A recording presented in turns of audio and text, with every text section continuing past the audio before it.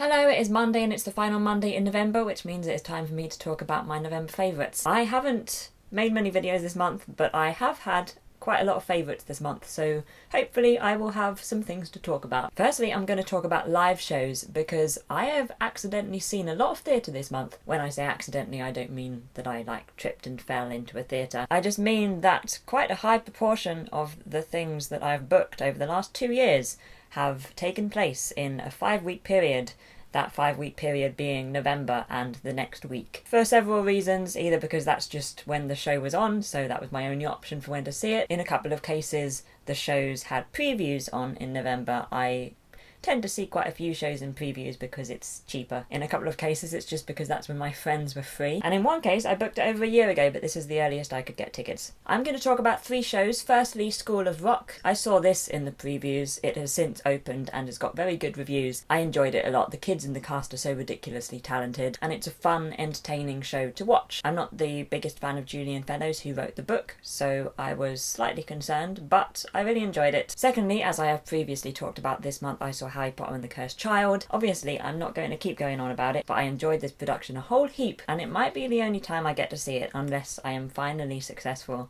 in getting tickets in the Friday 40. But finally, I want to talk about the Donmar's Shakespeare trilogy. These are all female productions set in a women's prison. As traditional for trilogies, there are 3 shows. The first is Julius Caesar, which was on at the Donmar warehouse a few years ago. The second is Henry IV, which was on for the first time I think last year. And the third show, which is new this year, is The Tempest. So the Donmar is now staging all 3 at a specially built theatre at King's Cross. It's done up to look like a prison, and it includes some trilogy days where all 3 shows are shown across one day, and I went to the first one of those. I think seeing them all together is a great experience. Not only are the actors playing the Shakespearean roles, but they're also playing prison characters.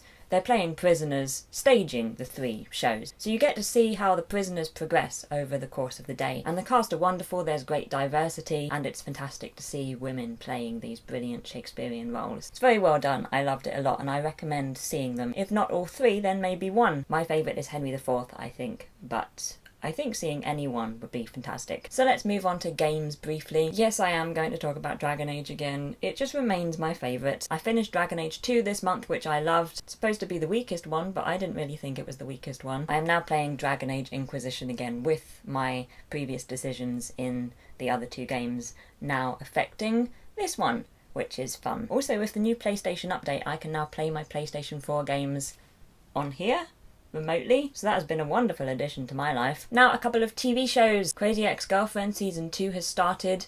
Only 5 episodes have aired so far, but they have been so good that I can't not mention it. It's really playing against tropes, this series, and going in different directions than how you might suspect, given that it's a romantic comedy with a love triangle. Also, it's being shown on Netflix in the UK, very closely behind the US, which is an excellent choice because it means we can keep up to date. Also, I have started watching an anime called Yuri on Ice, which I love a lot. It's set in the world of men's figure skating. There have been 8 episodes so far, and it's on Crunchyroll, so you can watch it for free. I've been trying to get into anime for quite a long time. I started watching an anime ages ago, and I can't remember what it was, but I didn't get on with it very well, so anime kind of ended up taking a backseat for a while. But now, happily, I have discovered Yuri on Ice, so I am hoping to get into more anime now. If you have any recommendations, I would love to hear them. Bearing in mind my obsession with interesting, unusual, different, surprising characters, I want to capitalise on my current obsession with Yuri on Ice by getting into more things. Also, there's only a few more episodes of Yuri on Ice, so I kind of want to have something else to watch afterwards. Finally, for today, a purchase, quite a frivolous purchase. I got a BB-8 advent calendar. It lights up,